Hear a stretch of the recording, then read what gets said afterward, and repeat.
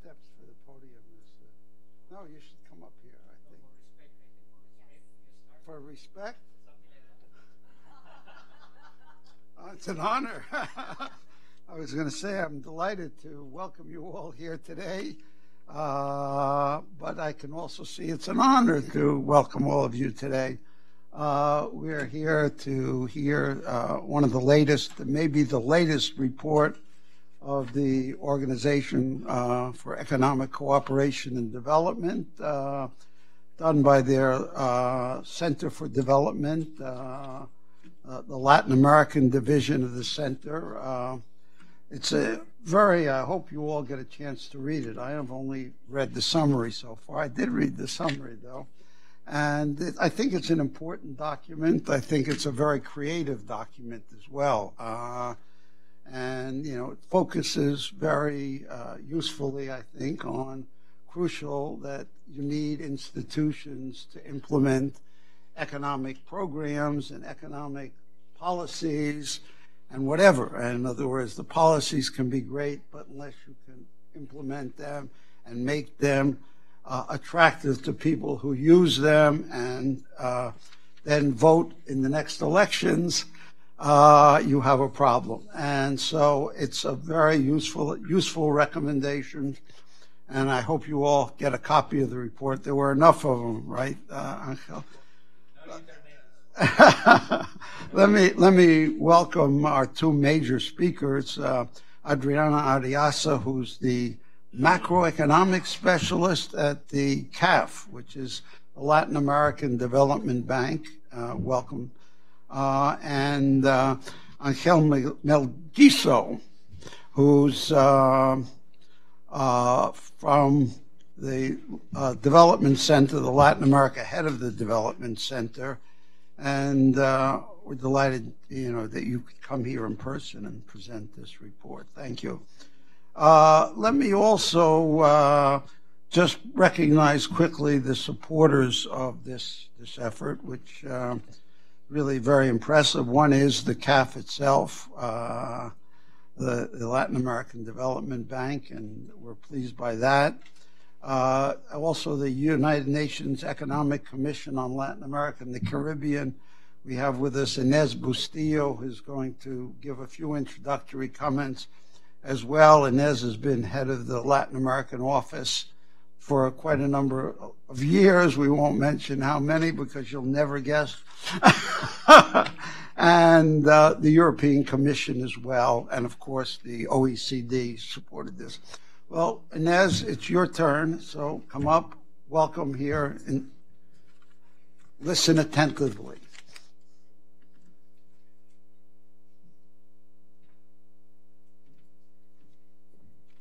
Great, Peter.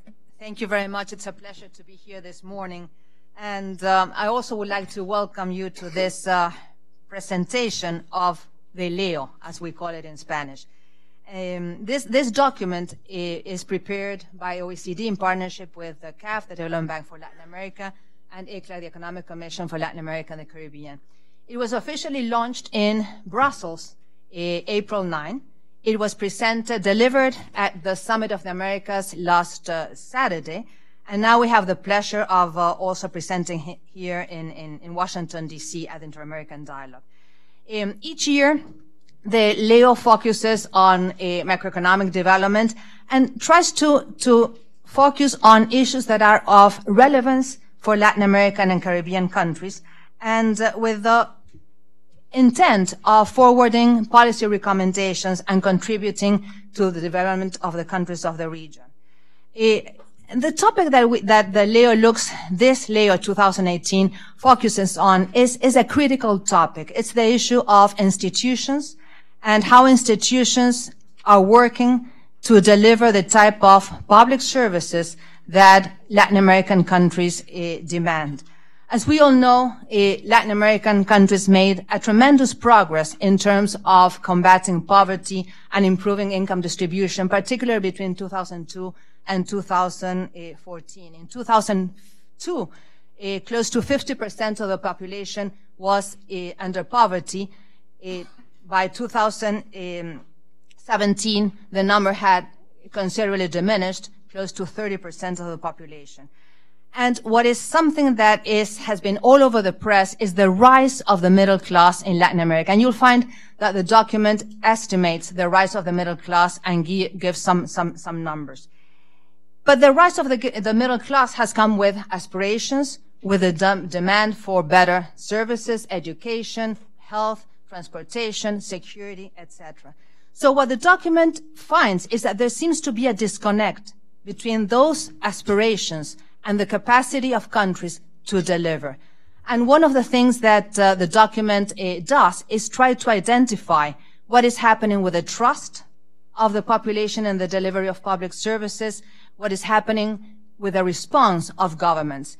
So you're going to find that the document is extremely interesting, and it is a very critical time in the future, since Latin American countries have to respond to those demands from the population. So I hope you enjoy the document, and without further ado, please I'm asking Angel and Adriana to come to the podium.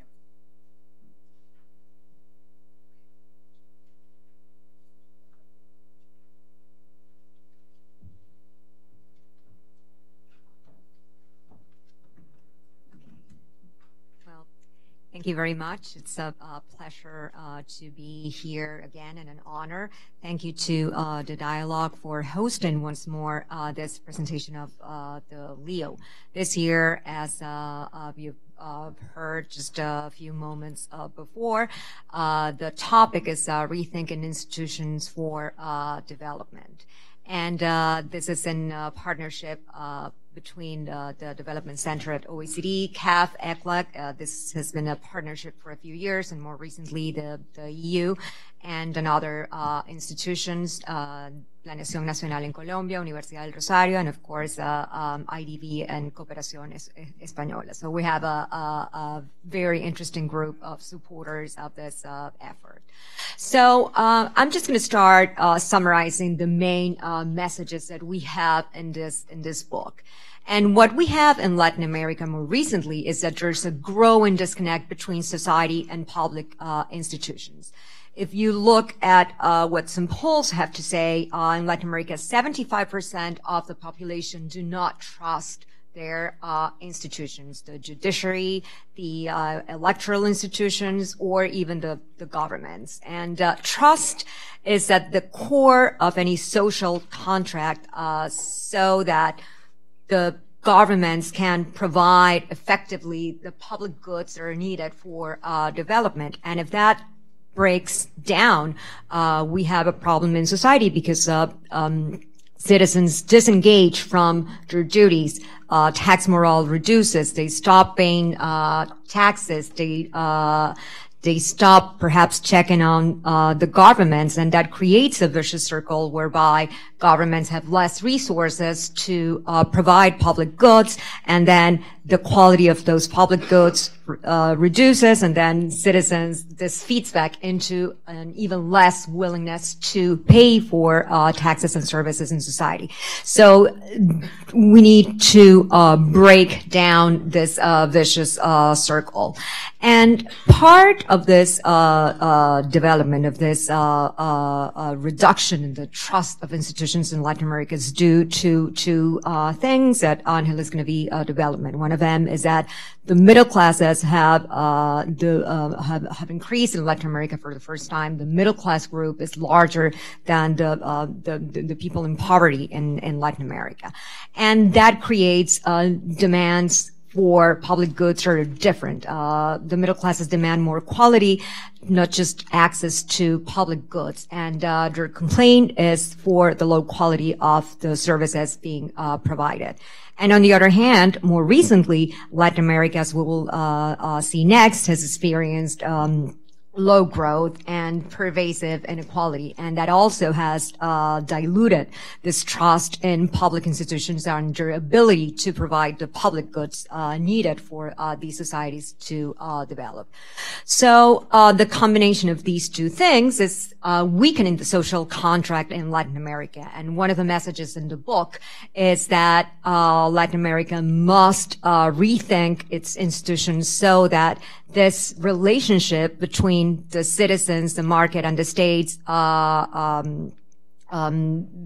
to create this new nexus, this stronger nexus, so that societies can prosper, achieve better deliverance by governments, but also grow and reduce the inequalities that the region has. So, as in other occasions, what we're going to do is present, first of all, the macroeconomic prospects in Latin America, then some structural issues, and finally the core of the book, which is around the topic of institutions.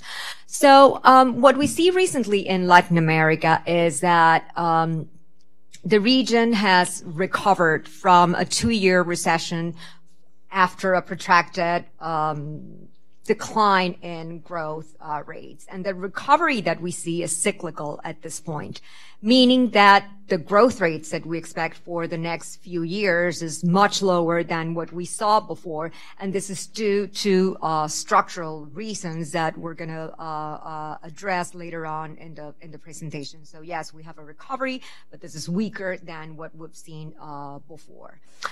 And when we talk about Latin America, we're talking about a very heterogeneous region, and our code name for that in the group is Americas Latinas. There's just not one average behavior in the region, but there's a very heterogeneous group. And in this graph, what we're trying to depict is a stylized version of the position of Latin American countries throughout the cycle.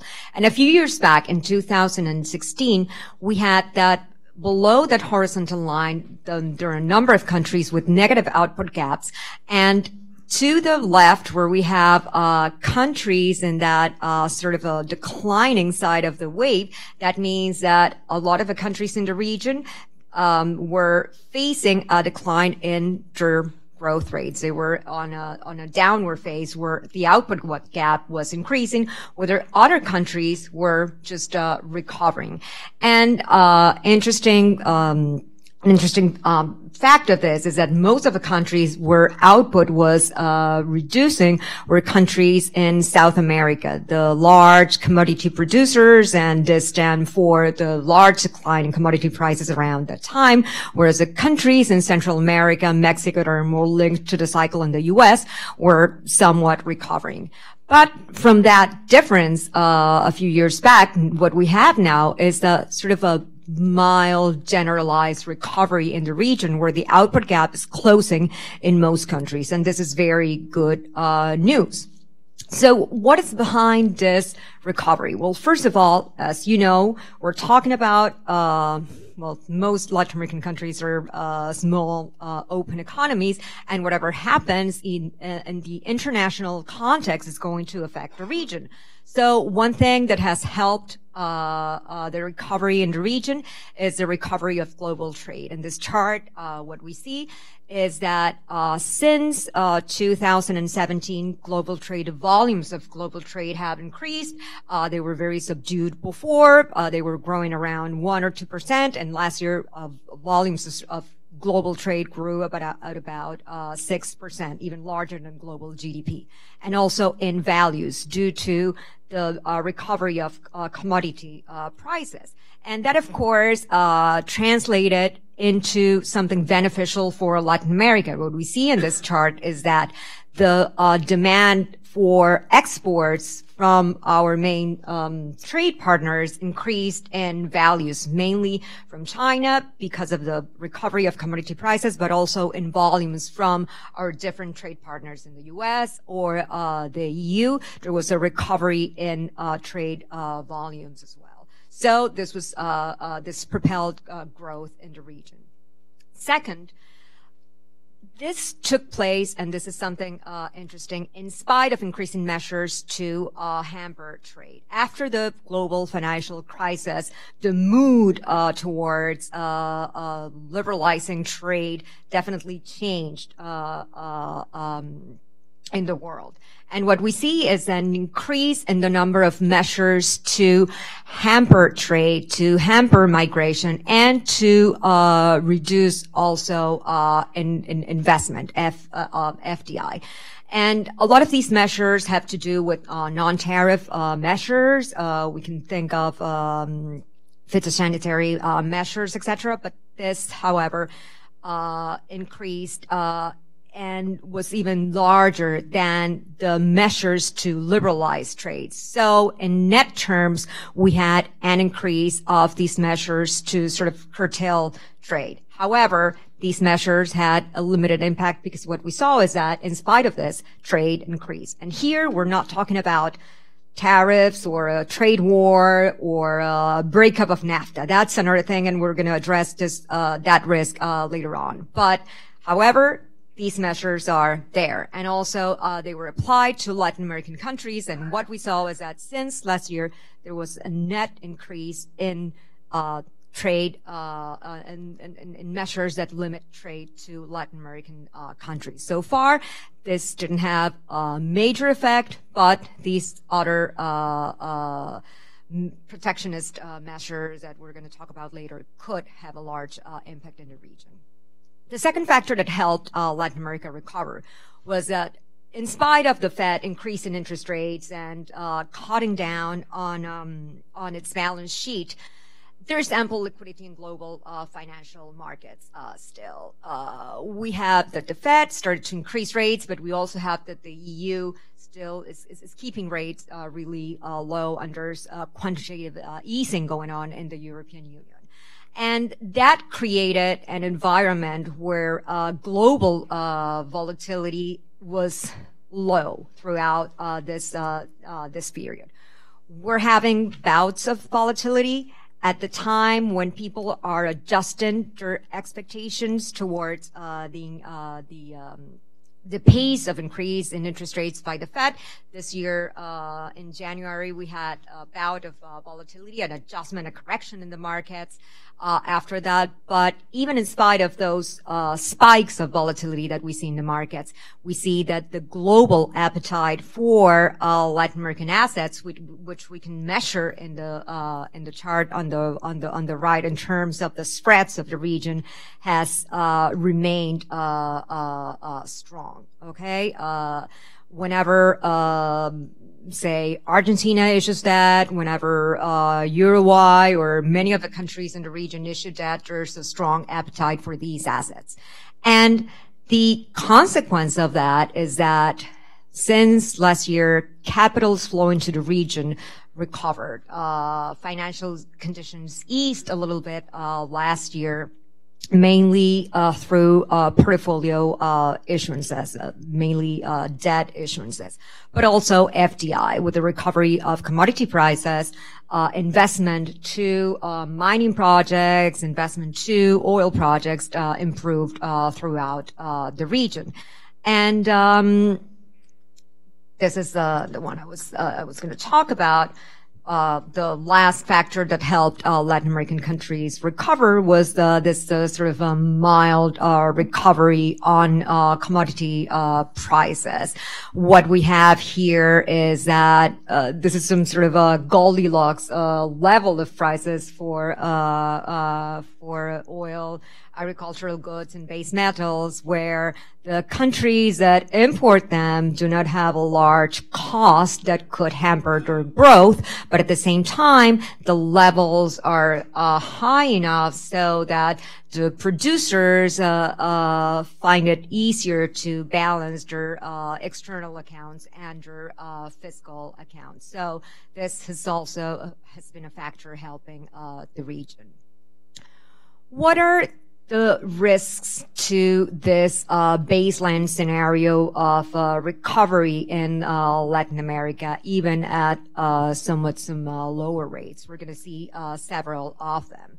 The first one is an upside risk, is if the U.S., the fiscal stimulus in the U.S. has a larger impact than what we expect on growth, that would have a short-term, short-lived positive impact in Latin America. The U.S. is one of the main trade partners of Latin American countries. So if the U.S. grows, of course, that is going to have a positive impact in Latin America.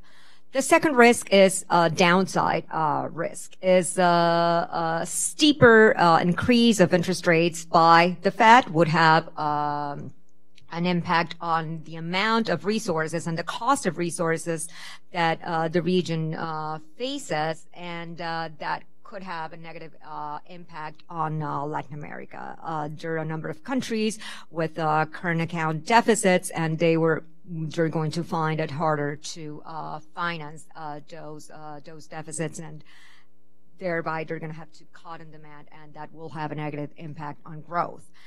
Then the protectionist measures. Our baseline scenario is that all of these skirmishes, to say it in those words, to put in those words, trade war with Mexico, with China, are at this point strategies to come to terms and attain a better negotiation of these commercial or trade relations with these countries. But a breakup of NAFTA, for instance, will have a severe impact on the Mexican economy, which exports 80% of their exports to the U.S. and depends also on FDI in the U.S. I mean, a third of the FDI assets in Mexico come from the U.S., and the export bill to the U.S. is about 30% of GDP in Mexico. So we're talking about a large impact on growth. And this will, of course, reflect on the region, given that Mexico is the second largest economy in Latin America. But furthermore, if there's a trade war with China, whereby the U.S. imposes, say, a 20% tariff on China, and then China retaliates, that could have an even larger impact on global growth that will affect Latin America via trade volumes, but also through the commodity prices. Having said that, the region is a better place these days to accommodate external shocks. What we've seen is that over the past few years, the trade, the current account deficits have reduced because imports have compressed as demand has weakened, but also because the exports have recovered. On less positive, region still has work to do. Consolidation. In this chart, we to GDP of over 50%. That is a level that is worrying for developing nations, and also countries such as Brazil and Argentina that have large primary deficits. So these countries are undergoing fiscal consolidations, but there's a long road to go. And in the case of Brazil, for instance, one of the key issues that the next government faces is the fixing the pension reform that they will have to undertake. So in terms of fiscal space, we have certain limitations in several of the countries in the region. But to close with with a positive note, inflation rates in Latin America have adjusted after the currency depreciation that we saw before. And in most countries, inflation levels, most notably in Brazil or Colombia, are in line with the targets of the central banks, leaving up or opening up some space for monetary adjustment. So to sum up, before I pass the word to Angel, we have the Latin America is recovering. We're seeing a cyclical recovery. We see that the risks are to this outlook of growth rates around 2%, 2.5% in the next couple of years. The risks are more balanced, but what worries us is that there are structural features that are limiting or capping that growth rates to 2.5% as opposed to 5% or 6%, which were the rates that we saw before. So I'm going to stop here and pass it on to Angel to address these structural issues. Thank you.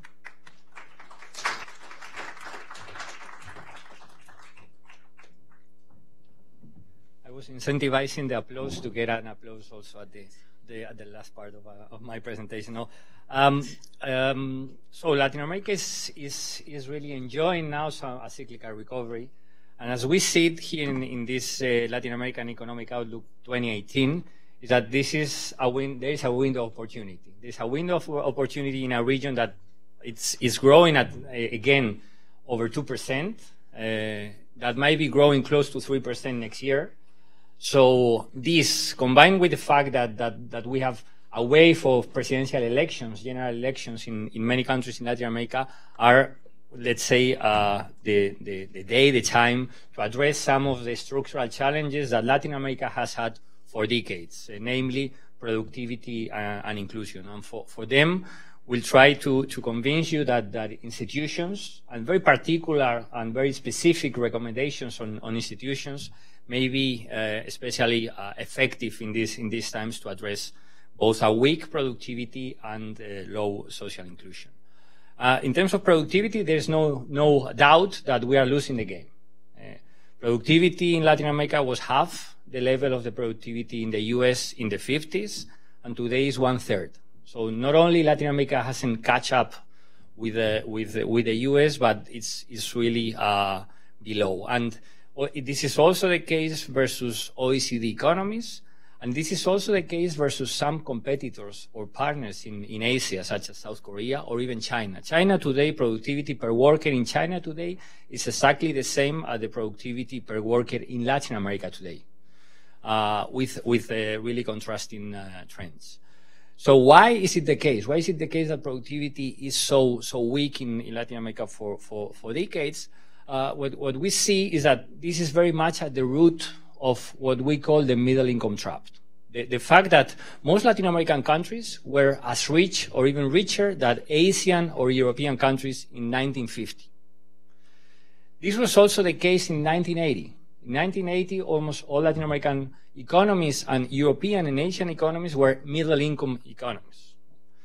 But today, most of the economies in the region, except Chile, Uruguay, and Trinidad and Tobago, stay in the middle-income range, while Asian and European economies have become high-income. So low productivity is behind this factor, and actually analyzing what really differentiates Latin America today versus those countries who made the jump, who became high-income economies in the 80s, 90s, or in the 2000s, are precisely institutions. Obviously, education and finance is important, but when we compare Latin America today with those countries that made the jump, when they made the jump 1, 2, 3, or 4 decades ago, it's a matter of rule of law or the stability of the political system. It's a matter of taxes, of GDP, that is having enough resources, and it's also a matter of diversification and integration in the world economy. The experiences of Spain, Portugal, Ireland, Israel, Malaysia, South Korea are experiences of countries that established solid institutions and that got into the world economy, integrating both in trade and in finance. And this is why we think rethinking institutions, rebuilding institutions for Latin America is so important in order to address this productivity challenge. These experiences that I was mentioning, I really contrast with the region. The region was exporting 5% of total exports in the world in the 70s, and it stayed flat. While developing Asia today represents 1/3 of all exports. So again, starting from the very same position, we see starking differences because of this lack of institutions that fostered a proper or a higher integration in the global value chains and in the world economy. And it's a region that also it trades very little within itself. When we analyze Europe or Asian economies, we see that 50–60% of exports are within these regions. So we have really, truly regional value chains, while in Latin America, hardly 15% of exports are directed to a partner. So today, in Latin America, it's more probable to find an input from China than an input from a neighbor country in a product that a country exports.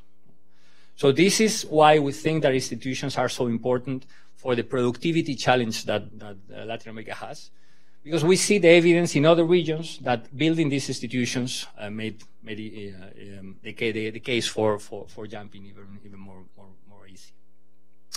Institutions matter also to address the social disconnect and social inclusion. Today, 3 in 4 Latin Americans don't trust the government. This is very much related to the economic slowdown that Adriana was mentioning, but this really contrasts with the fact that Latin America, despite a slowing down in the economy, has consolidated some of the advances, at least in reducing poverty. Poverty hasn't increased really in the recession or during the slowdown. But despite this fact, only 1 in 4 Latin American citizens trust the government. We think this low trust is very much rooted in the dissatisfaction with public services. Only 4 in 10 Latin Americans are satisfied with the quality of their healthcare system. Only 1 in 2 are satisfied with the education system they have. So it's a matter of quality of public services that were expanded, okay, and or even reaching universality in some cases, but this is not responding to the aspirations of these new citizens in the region. And 4 in 5 citizens in Latin America today think that corruption is widespread in the government. This is high for Latin American standards. This is the highest we see in the world, and this is the root of some of this disconnection we are now living in. At the OECD, we are trying to move a bit forward in how we analyze development. Obviously, per capita income and productivity are important, but citizens are valuing something else in addition to per capita income. So we have some analysis on well-being, that is what matters for citizens in the world. And when we analyze which are the factors that are related to institutions that matter for the citizens in Latin America, we see regression. I mean, in every of the dimensions that are important for citizens in Latin America today, that is walking home alone safe, trust the police, trust the justice, have satisfaction with the basic public services, being able to voice your opposition to something, to public officials. In all of these dimensions, what we see is Latin America really progress, but the opposite from 2012. So this is a picture of disconnect and dissatisfaction, despite the fact that Latin America has been doing quite well on the social front. So why this paradox? Why is it that we are living in a Latin America in which, as Adriana was mentioning, we have a middle class that is strong, a vibrant middle class, and at the same time, citizens are feeling so disconnected or so disappointed by the institutions? We think it's precisely, and this is to pass a bit to the optimistic side of the vision, because aspirations and expectations are higher than ever. Today we are living in a Latin America in which 1 in 3 citizens are consolidated middle-class citizens. They have a formal job, they have a proper education, good services, at least the ones that they can pay, and they don't run the risk to fall back into poverty. That was 1 in 5 just 15 years ago. So today, 1 in 3 are consolidated middle class.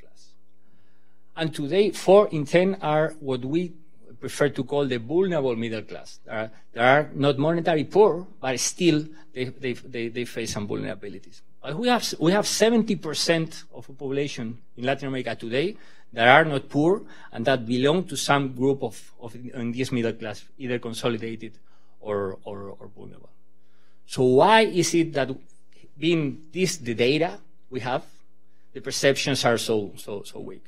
We think this is a matter of aspirations. No? We think that many Latin Americans want more. It's not a matter of just for the affluent. The perception of the quality of public services, health, education, security, transportation, are also not good for those who are in the middle, both the consolidated and also the vulnerable middle class. The consolidated middle class in Latin America today pay for public services they don't use. So they feel they are losing in the social contract. I pay taxes, and I don't use these services because I think they are of value or low quality. But the vulnerable middle class are also losing because they don't have the means to opt out, but they don't value their services they have to use. So we are seeing this risk of opting out and weakening of the social contract, and nothing more evident when you see that being consolidated middle class in Latin America today means that you use private schools, private health, private security. And this explains why today in Latin America, more than half of the citizens justify not paying taxes. Because you are not going to pay for something that you don't use or you don't value.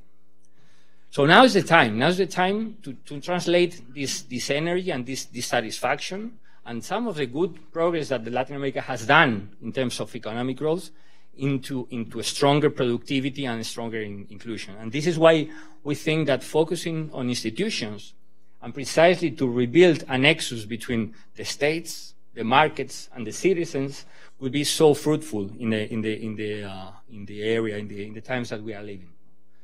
Because actually, as Adriana mentioned also, Latin America is doing many things in these fronts. And we have to celebrate those things and spread and strengthen those progresses elsewhere. In the trade part, as it was mentioned, Latin America has been facing voices of protectionism or even measures of protectionism. When we see Latin America, within Latin America, there were more measures to facilitate trade and investment in these last 10 years than those who were opposing those. So Latin America in itself has been decreasing the barriers for trade and investment within the countries. This is good. This is what Latin America has to do. There was a fall in tariffs. Now there's an agenda in order to reduce more those tariffs and non-tariff measures. But this is a good thing that Latin America is doing. And we're optimistic by the conversations between Mercosur and Pacific Alliance for further integration. Because our friends from the IDB computed some time ago, I'm not going to use the words that you use of wars and all these things, but if something happens coming from here, from this city, it's better for Latin America to be integrated than not integrated. The effect of trade barriers and trade measures from the north to Latin America would be half the size if Latin America is more integrated than it is. So imagine that it happens, okay. But if it doesn't happen, it's good still. So rethinking institutions, rebuilding the institutions to foster this integration is good per se, irrespectively of what's happening outside. Institutions have also to rebuild the nexus between the state and the citizen. And here we are calling for a 4-pillar strategy. It's a matter of credibility and trust, an agenda of integrity and anti-corruption. It's a matter of openness, of capabilities, and to have forward-looking vision. In the area of credibility, obviously, when you have 3 in 4 Latin Americans that don't trust you, this is the step number 1 you have to do. Public integrity, public procurement, and the use of information technologies to cut back this low trust in the public sector is important, especially in the judiciary system, which is one of the lowest in terms of trust in Latin America. Again, good examples. Chile has recently approved to digitalize all the dossiers in the justice system. This is the way to go, to use information technologies to have a more credible, more trustable states. But this is not enough. Okay? The middle class in Latin America is asking for trustable states, but also capable states, because they compare themselves with the public services that they see elsewhere. And when they do so, they think they are losing. They are losing in this side. So strengthening the fiscal muscle, we think, is important. Latin America is a region that collects 12 points of GDP less than the average in OECD countries. So more taxes mean more resources to finance and to improve the quality of these services that we think that this middle class is demanding for. Again, the region is doing something. Colombia, Mexico, and Chile just approved tax reforms that increase 2-3% of GDP, their taxes. So this is the way to go. We need better taxes, stronger taxes, and we need also better governments in terms of how civil servants are qualified, or are chosen, and are evaluated.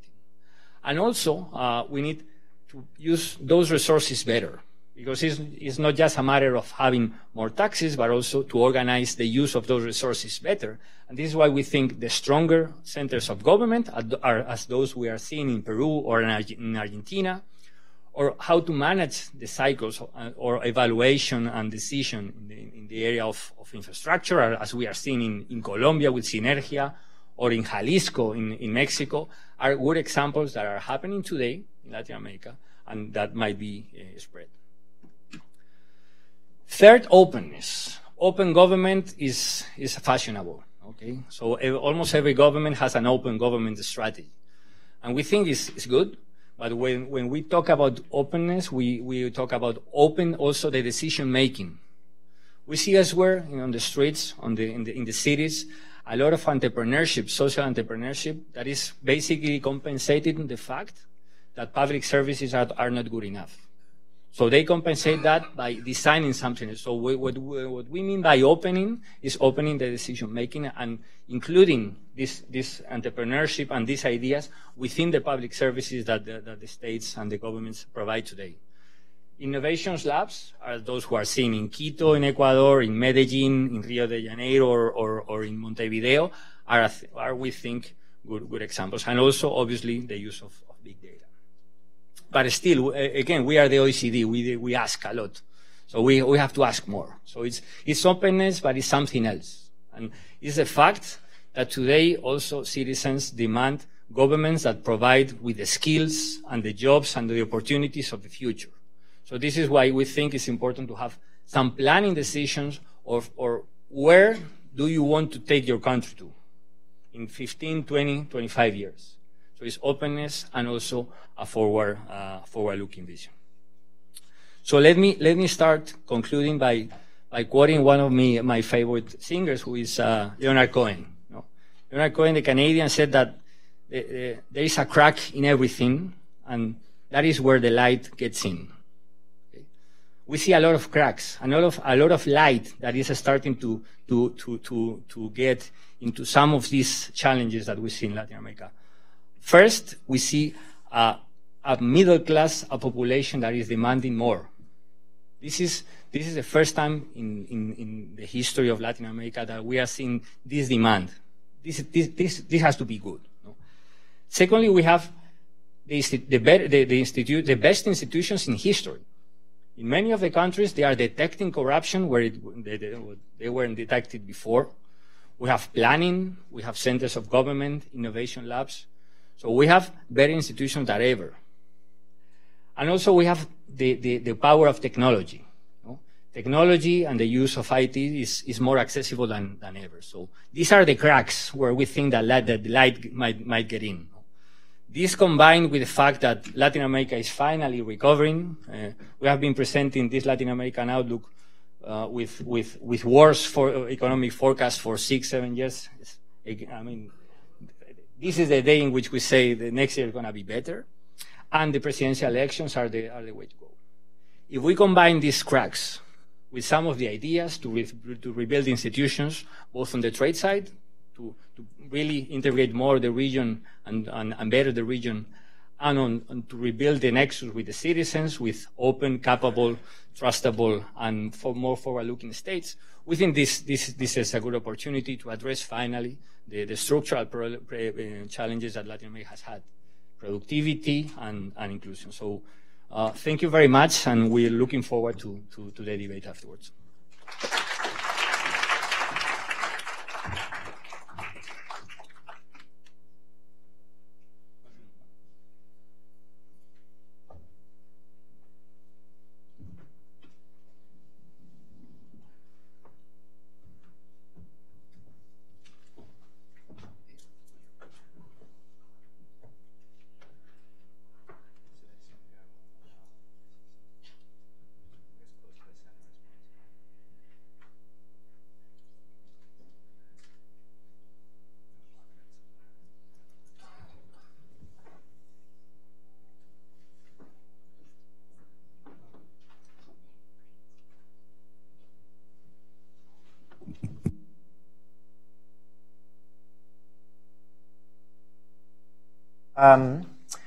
Thank you all again for being here. My name is Ben Raderstorff.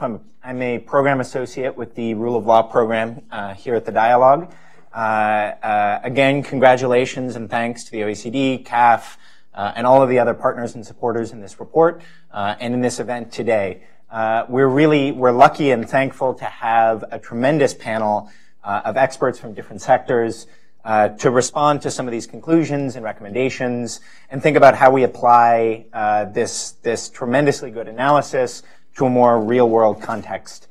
So I'm pleased to introduce first Jennifer Stewart-Smith to my immediate left, who is a Director for Latin American Government Affairs and Citizenship at Citi. Jennifer joins us from Miami this morning. Thank you for coming up. Good to have you back at the Dialogue.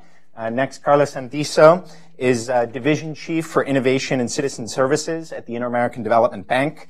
He's a familiar face around here. Good to have you, Carlos. Thank you for all of your excellent work on corruption and other issues. And then finally, Max Haywood is a Global Advocacy Coordinator at Transparency International, based with the Secretariat in Berlin. He's Argentine and British and has a long experience in working on these issues in a Latin American and a global context. So looking forward to hearing your perspectives on the more the broader panorama of these issues. So we're going to start. I want to keep it. I'm very aware that we have very limited time today, so I thank the panelists in advance for their concision. We're going to try to fit as much content as we can with as few words here. So we're going to keep it a conversation. I'm going to ask a couple of questions, and then we'll turn to questions from all of you. So first of all, Jennifer, these are big issues, and it's easy to talk about institutions in theory, but I think it'd be really helpful for all of us to hear some about how does this look when the rubber hits the road for Citi and your clients in the region. How are corruption and lack of transparency and other institutional issues, can you tell us some of how that really looks like as an obstacle to doing business or to economic growth? Yeah, no, thank you. And thank you very much for the honor to be here with Ben and Carlos and Max, and congratulations on a phenomenal report. It's timely and it's so relevant to the challenges that we see in the region. For over 200 years, Citi's sort of guiding strategy has been to finance progress. And what we see is that weak institutions and corruption, completely undermine that progress for everyone, costing close to $4 trillion of GDP, or $4 trillion, 5% of GDP, according to the World Economic Forum. We see it as a brake on growth. It's a tax on investors. And more importantly, and to some of the social contract challenges, it diverts scarce resources away from productive uses, and it contributes to growing inequality in the region. And more broadly, as the report highlighted, destroys that sort of trust in institutions and democratic values that are challenged right now with many of the scandals that we've seen. So to your point, the consequences are tangible for us. As a global bank supporting consumers and corporates and governments, we definitely see the direct effects on doing business in Latin America.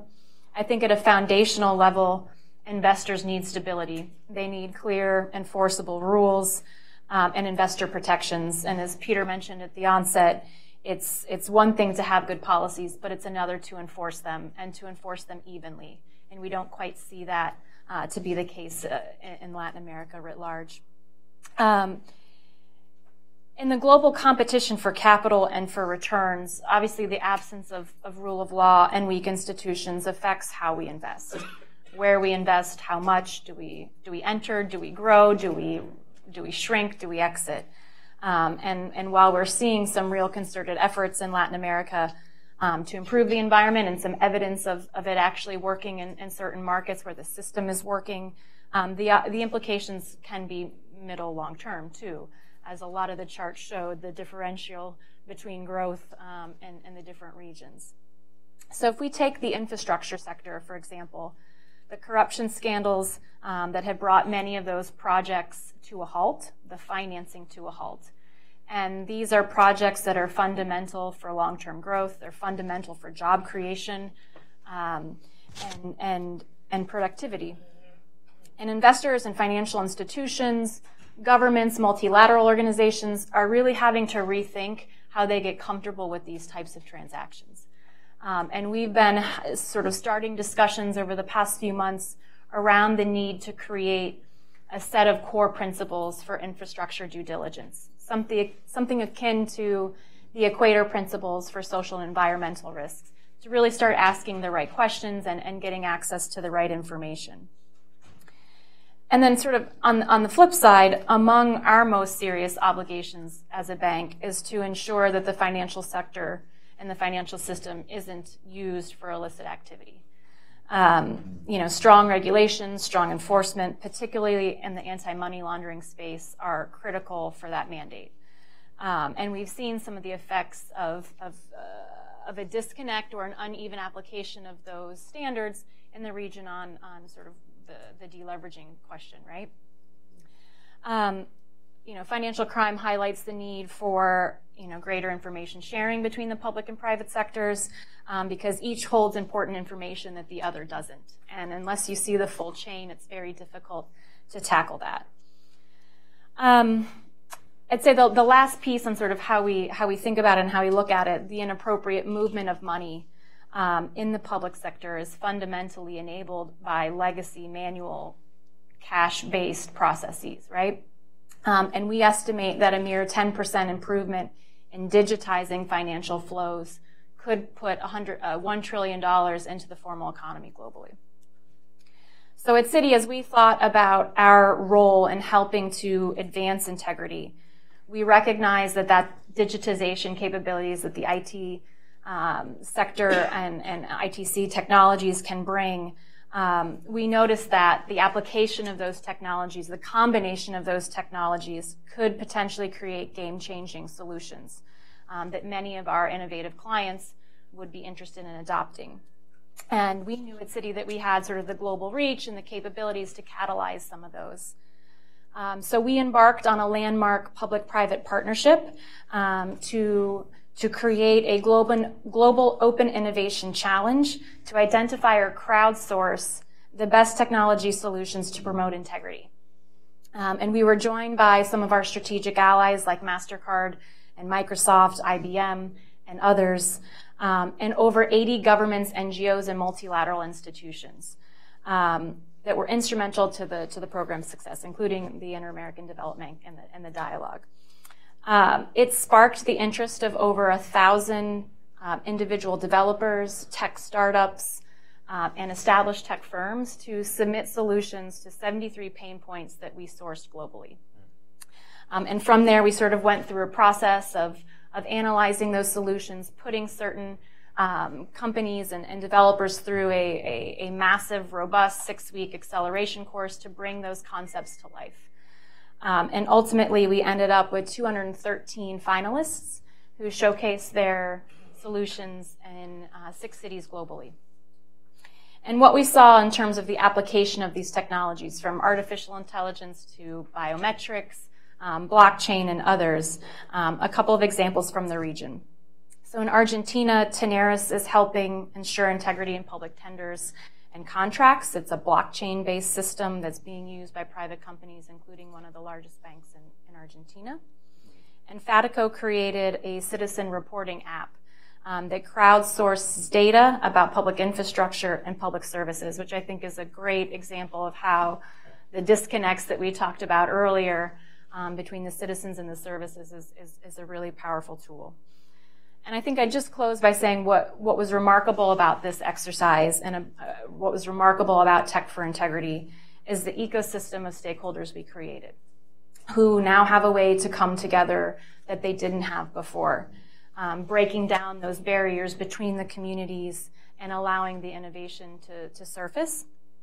As we've been talking, right, the nature of corruption, it's borderless, it's across sectors, across industries, and getting sort of a global approach to that is important. And to take it forward, we have partnered with the World Economic Forum's Partnering Against Corruption initiative to institutionalize this and really help connect governments and technology organizations to strengthen those institutions, to pilot solutions, to take them to market, and to advance others. Great. Thank you, Jen. And I do encourage everyone to, if you haven't seen it yet, go take a look at Citi's Tech for Integrity initiative. It's some really creative and innovative ideas that put a lot of these principles into practice. I want to turn now really quickly to Max because Jennifer, you mentioned the issue of corruption stalling public contracts, and we've seen the most notable cases in Peru. But this is a growing concern in a lot of countries that the fight against corruption is expensive, and that when you pick up the rock and look underneath and see what's there, everything sort of has to stop while you sort it out. And there's been a growing chorus of voices, and I think some maybe not in good faith, but a lot of others in good faith arguments that anti-corruption campaigners have to be careful about the economic impacts. And I was wondering if you could really address that concern sort of head on, and how TI thinks about these things, and if there is a short-term cost, is it worth it, and also maybe the more provocative question, is an economic frame on these things sufficient, or other other values and aspects to be taken into account? Is it just a financial calculation, or is there more? Yeah. Sure, thanks. I mean, this is a really, really great report. I really enjoyed reading it, so I'm really pleasant to be sharing this time with you guys on here on this podium. I think this question is sort of a subset of a very long-term question that's been asked in the 60s. Does corruption grease the wheels? There's been this debate for a while of, can corruption be positive in some contexts? And it's an interesting hypothesis. The problem is that, the evidence does not back it up. So there's been some really, extensive meta-studies looking at different countries, different ways of assessing corruption, different ways of assessing growth, starting with, Tansey, 1997. There's a whole bunch of literature showing very clear, negative correlations between corruption, and not just, growth, but also investment. And there's a whole, host of research to show the long-term impact. So the first, aspect to the question is, are we talking short-term or long-term? And the second aspect, I think, is, are we talking narrow self-interest of a particular group, or are we talking the broader social interest here? And sure, in the narrow self-interest of affected companies, for example, whose contracts are put on hold, for example, while the investigations are ongoing, etc., and particularly the ones that perhaps were not directly complicit, there is no doubt a cost there. But what I think is, really interesting about these recent scandals that have come up, like, Lavajato, etc., in the region, is that they have brought, consequences that were previously abstract and were sort of risks. So we talk about the potential for corruption to have an impact on business, have now become very real.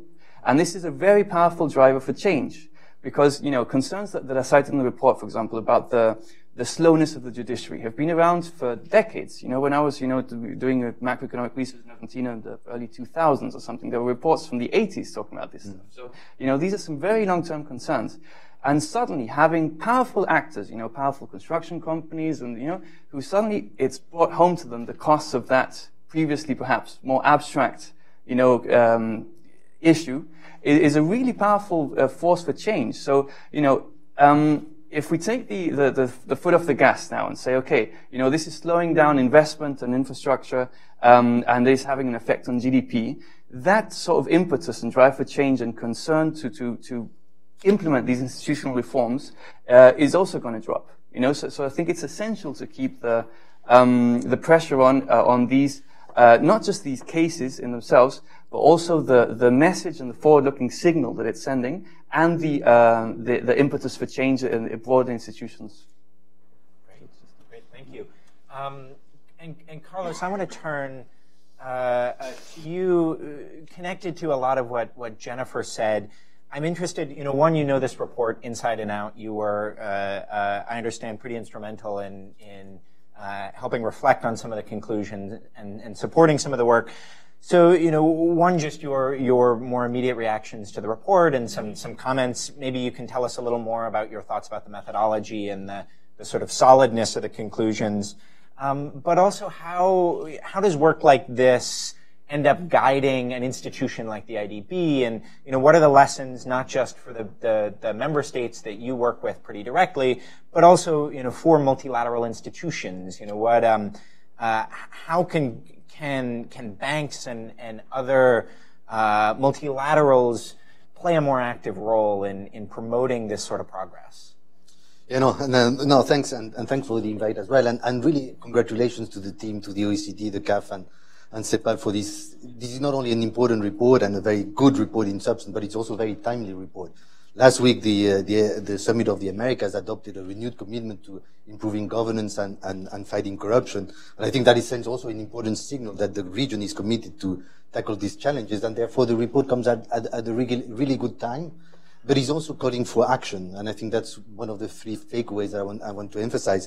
But basically, the main message of this book is like basically fix the roof of institutions now that there's a window of opportunity and the sun is shining. So we have a tremendous opportunity to fix institutions while, we're not in the middle of a crisis. And, it's sometimes difficult because there's less pressure to do so, but it is actually the best time to do so. And in this sense, maybe just like three takeaways. One is we know that corruption is a structural challenge of the region. It's also a resilient challenge. It has been going on for a while. But I think beyond the sort of big headlines of the grand corruption scandals of Odebrecht and, as Max was mentioning, there's this sort of everyday silent corruption of bureaucratic red tape. I think that's also a big issue that is at the core of the disconnect between citizens and the state. Is that, it's not only that you get bad services, actually you have to pay an extra hidden tax to get a service, to get a right, or to access, or to fulfill an obligation with the state. And I think, bureaucratic red tape is really the breeding ground for bribery and corruption in the region. And it affects the everyday life of citizens. If you want to get a birth registry, if you want to register your child to school, or if you want to get a water connection, or, registering a property, all these small interaction between the state and citizens really are not only complex, but they also come with hidden tax of bribery. According to TI, 1 in 3 citizens in Latin America in 2007 has reported paying a bribe to get a service. So it's not only the issue about access to service, quality of services, actually you have to pay extra for those services. And that, it's quite symptomatic in Latin America. We have a lot of expressions for what we call coimas, just like, aceítame la mano, ¿cómo nos arreglamos? Ayúdame a ayudarte. The one I like a lot is, no me importa que robe, pero que salpique. These are very, and I think language is a reflection of the soul of a society. And this is very important because it undermines not only the business environment, as it was said before, but it also undermines the well-being of citizens and the social fabric. Because if people think that this is the usual way that you get services, that's how things should work. It undermines not only the legitimacy of the institution and trust in government, but actually the social fabric and the social capital between people. And we know that one of the things that in Latin America we also are very good at is people not only don't trust government, they don't trust each other. Social trust in Latin America is very low.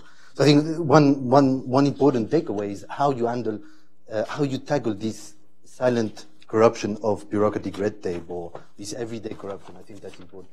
The second point, and that's, I think, part of the solution that also the report is highlighting, is that going digital is part of the solution. And Jen was mentioning that, but something that at the IDB we firmly believe on is that the data and the digital revolution is a critical opportunity to reset government and to change the mindset of the interaction between citizens and the state. It's not only bringing efficiency gains in the way governments operate, but it also brings a lot of transparency gains in terms of the relationship between state and citizens. And I think we're very, very happy also to have partnered with Citi and the World Economic Forum around this Tech for Integrity initiative, because it's an example of how new technologies can be not only an instrument to uncover corruption, but also a solution to fix it. And that's important. But it also brings a lot of opportunities to make governance work better and deliver better services. And one of the things that we really work on a lot at the IDB is how we push governments and how we help governments to embrace the digital transformation of governments in the way that, to simplify bureaucracies, to make governance paperless and therefore more open in terms of their information. And we see a lot of governments really pushing these frontiers very hard. The government of Argentina under Mauricio Macri is really pushing a digital transformation agenda. Sebastián Piñera also is putting a lot of emphasis on those. So governments in the region really are trying to step up to this challenge. That was my second takeaway, and I think the third takeaway, I'd just like to conclude, is that yes, artificial intelligence is probably the future, but we should not forget that we need human intelligence. And I think we should not, and the report is very strong on that, we should not forget about fixing the machinery of government. And sometimes we need to go back to the basics. Because if we want states that are credible, that are capable and innovative, we need strong centers of government that are able to steer government priorities and make sure that governments deliver on their promises. We need actually a capable and merit-based ethical civil service. We need people to run states in a much more, let's say, professional but also ethical manner. And civil service reform in particular is a pending agenda in a lot of countries in the region. And we also need a drive for results and a passion to innovate, just not being afraid to experiment and innovate. And a lot of countries, both national governments and city governments, are experimenting with social innovation labs that are introducing technology, but are also involving people in fixing problems. And I think that's where we need to invest, is this connect between artificial intelligence, if you will, and human intelligence to fix pending problems. But I think one of the conclusions of the report that is quite strong is that actually Latin America doesn't have the institution that it needs and that it requires to make that jump. But we need to build an agenda for the future and look at, crisis also provides an opportunity to put forward a new agenda for reform. And therefore, this report is quite important because it gives us a little bit of guidance about what this agenda for change or this new agenda for state reform should look like. Great. Thank you, Carlos. I have a long list of other questions, but we have about 15 minutes left. So I want to open it up to all of your questions. Please introduce yourself and keep it brief. And feel free to direct your questions to any particular panelist or the whole panel. We're going to start right here, and I'm going to take them in rounds of 3. Thank you. My name is Hamilton Cruz. We heard a lot about demand for citizens from the main panel, and for me, the main barometer for measuring demand for citizens elections. I'm Brazilian, and I do feel that the political campaign in Brazil this year is going to be monothematic. It's going to be about anti-corruption only. Don't get me wrong, that's my field, but no candidate going to speak about tax reform, economic reform, pension reform. What is the role that you can play to bring this topic into the discussion among candidates? We have the private sector here, development banks, international organizations, powerful civil society, a think tank, what you can do to bring these candidates to discuss subjects out of the main topic of anti-corruption. Thank you. Great, thank you. And we'll go right over here. Yes, morning. My name is Alejandro Lara, and I'm part of a nonprofit startup that deals with the brain. It's called Brain and You, and we intending to use the latest neurotechnologies to apply in development, in particular targeting giving a behavioral approach. I've been hearing, that citizens, and we all citizens, obviously, that we always demand the government and demand all the time. But it comes down to, I haven't heard anything that comes down to the individual level. We haven't actually targeting the individual behavior, personal responsibility. And the question, I hear also trying to fill the cracks, and it's a huge crack at that level. Individual behavior that we need to address and enforce aggressively, because if it doesn't happen at the individual level, nothing's going to work, honestly. Because I'm going to give you a quick example. If we all leave this room, as far as energy, being energy efficiency, environment, conservation and so on, if we leave this room and we don't switch the lights, that affects, the energy efficiency project. So in corruption, the same thing. If we don't start early intervention in youth, addressing this issue at a behavioral level, providing capacity building, nothing's going to work, at old age. So the question is pretty much, what are the organizations doing in the early intervention, addressing behavioral approach? Perfect. Thank you. And I had one more right here.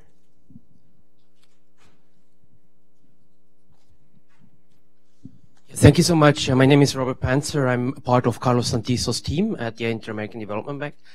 Just a quick question. I was listening of those challenges in Latin America about that bringing down the walls and letting the digital progress flow.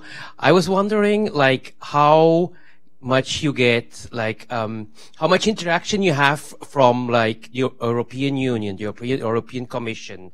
We have seen that the European Union is doing a lot of progress, has done a lot of progress in the last 2 years. They had a difficult year in 2016, but apparently, and this was mentioned by one of the speakers, the citizen satisfaction. So one feels that the European Union, and you have a commissioner, for example, which is in charge of technology and society, and she happens to be from Bulgaria. So you see, the pool of countries is very diverse in the European Union. So I wonder, should there not be more interaction with Europe?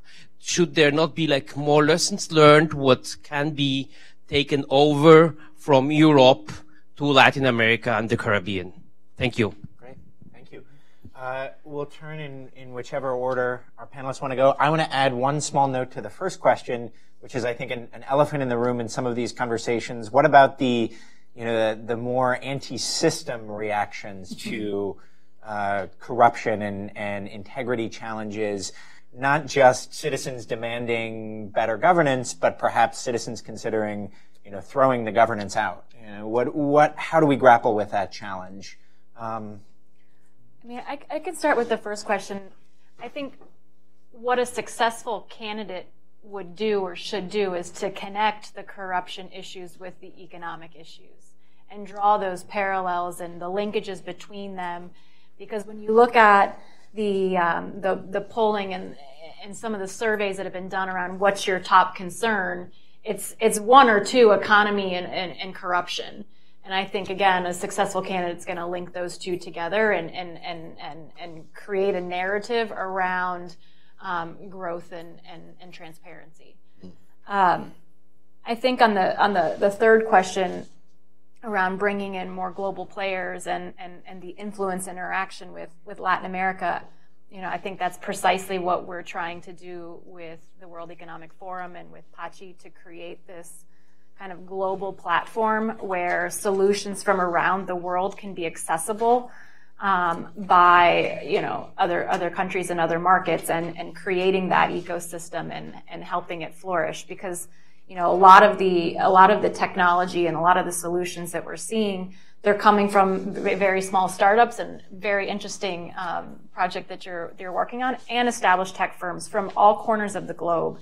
And the reality is a lot of the challenges are similar. And so to the extent that you can leverage a global platform like that to identify the solutions, they're going to be building case studies around all of this and really trying to take some of these to market, will be important.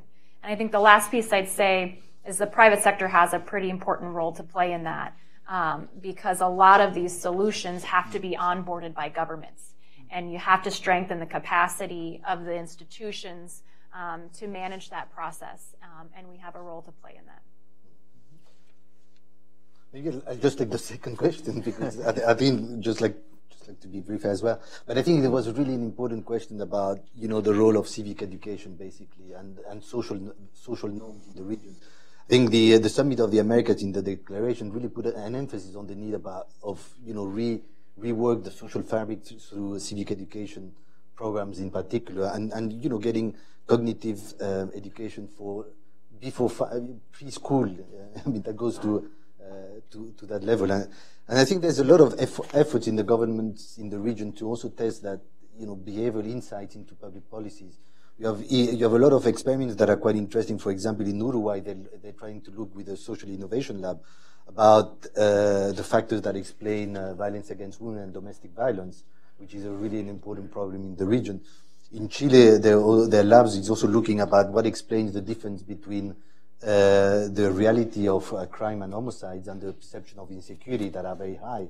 And all of that is also about a realization of, we need to look at behavioral and what explains the behaviors of citizens and how you can strengthen social values.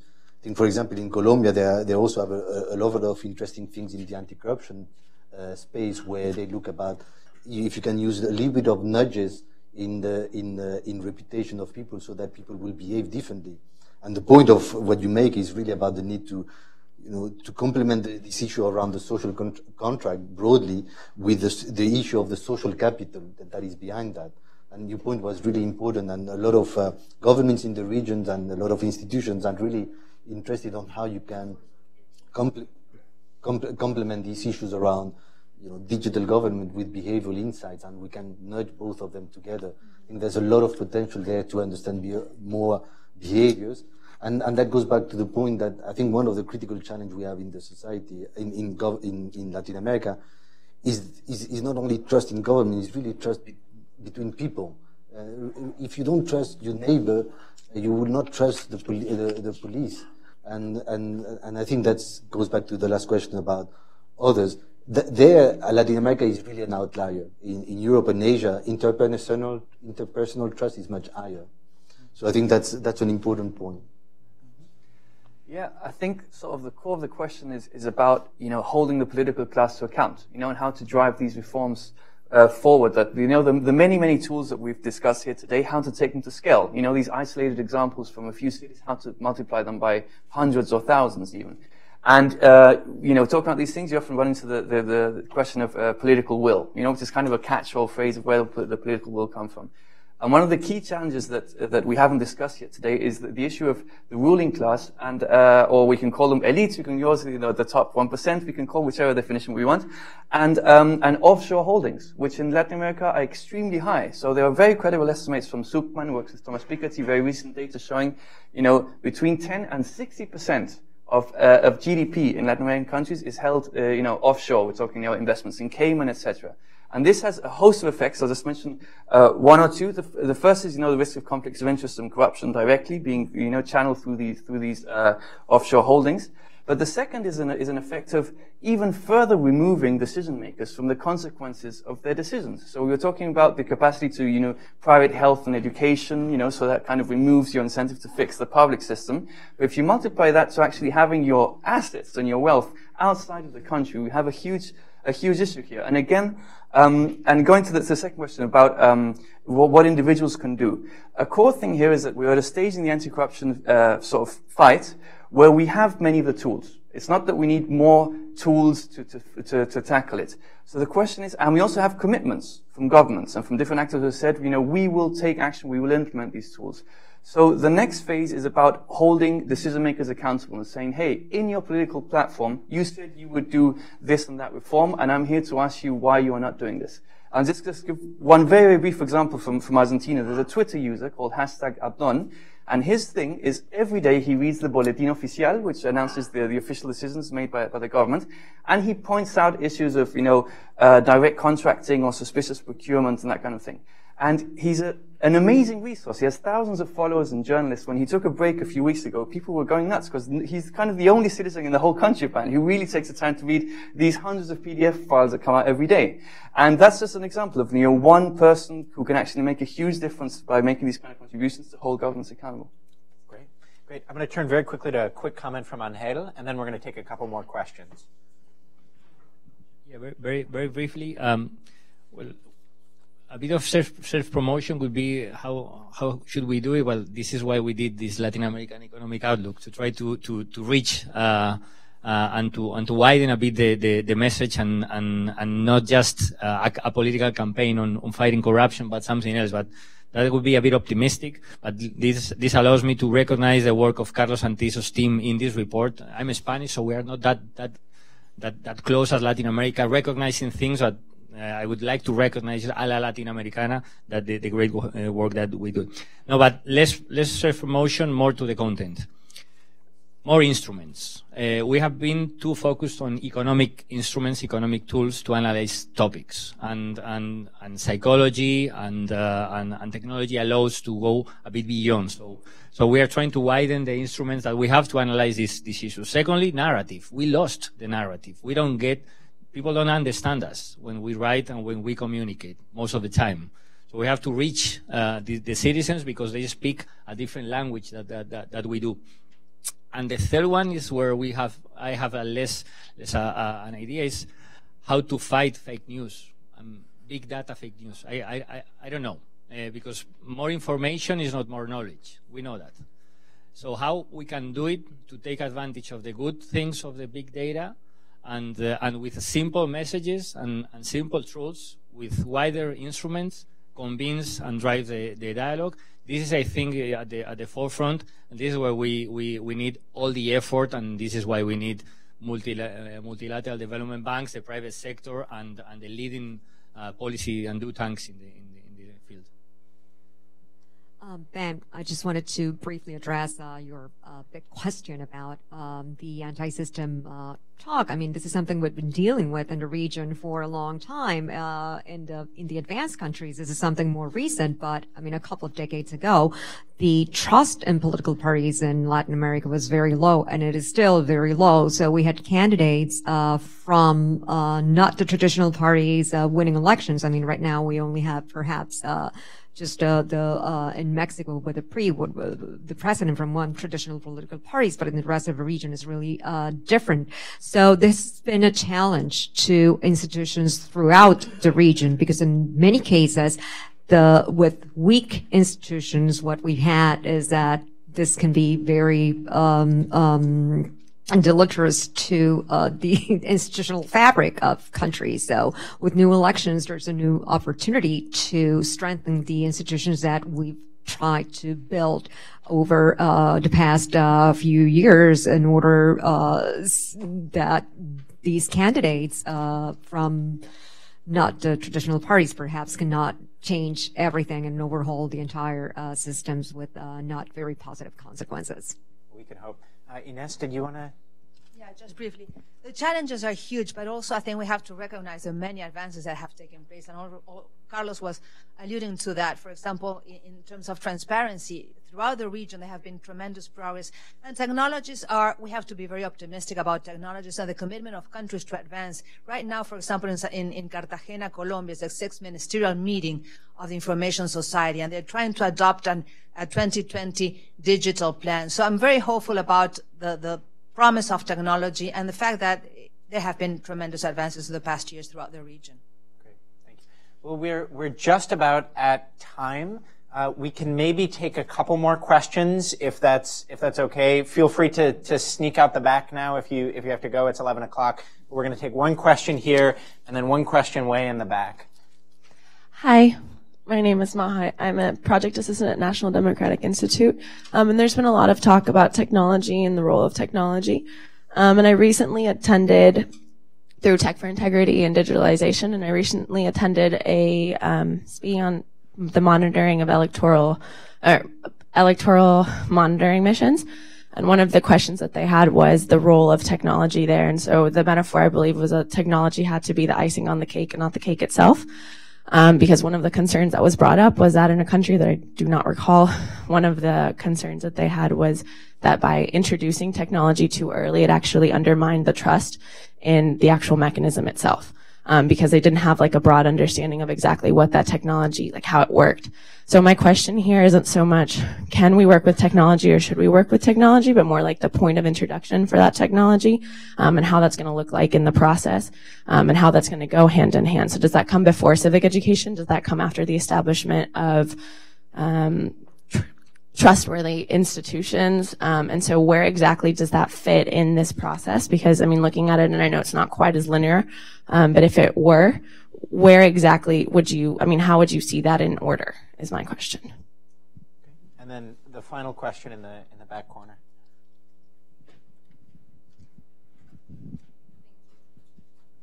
Hi, Daniela Stevens, doctoral candidate at American University. So this is a year of important elections, and we hear repeatedly by different development institutions about the importance of building strong, of strengthening our muscles in terms of fiscal collection and broadening our base. How do you make this compatible with, on the one hand, political candidates not being able to run on a basis of, I'm going to raise taxes? Incumbents want to get reelected. They're not going to say, I'm going to raise taxes. I'm not going to broaden the fiscal basis. That's not part of the realm of, again, of political feasibility. And then again, this makes perfect sense because we just saw that Latin Americans don't want to pay more taxes because they don't trust institutions. Maybe they don't trust their respective IRS in whichever country. How do you make this compatible? And do you see a role of the informal sector in any of this? Great. Very quickly, maybe we can go Max, Carlos, and Jen to close. Sure. So on that issue of the fiscal base, I think there's also an interesting pressure from above, from the global level. The initiatives by the OECD, for example, to crack down on global tax avoidance, etc., are going to have some really interesting dynamics. These are just starting out, these initiatives, but as there's a global crackdown on the offshore world and tax avoidance, and that is starting to make progress now. There's been a lot of rhetoric, now it's actually starting to happen. It's going to be really interesting to see what dynamics those have at the local level in terms of the tax base, as the ruling class we're talking just now has fewer options to put there to go offshore. And yeah, I'll just take that one. Perfect. Carlos? Yeah, maybe just two quick points. I think going back to this issue about this narrative, this issue about the anti-system thing. I think you can see it both ways in terms of like a challenge, but also an opportunity. The fact that these issues are on the political agenda in so many governments is a good thing. The fact that the heads of states are discussing the issue in the Summit of the America is actually a good thing. It's true that then some of the challenge is the policy response to it, about whether you want more of this or more of that. And the critical challenge we have is around not necessarily left and right, but between open and closed governments. And I think that shifts the terms of the debate. But for all of us, it calls us to build a narrative that is much more not only looking at the problem, but also putting the lights at some of the solutions. And this report is part of that effort. But I think there's a lot of discussion in the region throughout this year that are going to bring these issues on the agenda. So it's a challenge, but I think it's also an opportunity to fix the roof, as I was saying. And quickly on the second thing about this issue of fake news and the elections and technology. Yes, I think one of the big challenges we have in the region is to look at the positive and promises of technology, but also the dangers of it. And I think that's where the region is completely unprepared. And from the IDB in particular, we start to scale up our work and our support around cybersecurity, for example, which is really a big hole in the region. We don't know who's operating in the cyberspace in the region, and that has an implication about how you regulate, for example, access to personal data, which is a big issue also in the region. So one of the big challenge we see in different areas, also, in the financial sector, we don't know in the region how vulnerable we are to cyber attacks, how many cyber attacks we have, and we just did a study in Colombia about assessing the vulnerabilities and costing it. It has tremendous economic impact on some sectors, critical infrastructure, energy, and banking in particular. So that's, I think, one of the agenda for the future is as we go digital, we know to secure our cyberspace, and cybersecurity is going to be a big issue that we need to tackle, including through the ripple effects on fake news and election tampering. Yeah, I couldn't agree more. I think as a global financial institution and doing business in Latin America, the cyber risk is incredibly heightened. And we've taken an approach over the past couple of years in particular in Latin America to help educate and inform governments around how we protect our information, the tools that are available, the policies that are needed, the regulatory environment that's conducive to mitigating those threats. I think to your question around timing and sequencing, I'd say it's in parallel, right? I mean, the education process, the civic engagement, the technology is just one tool.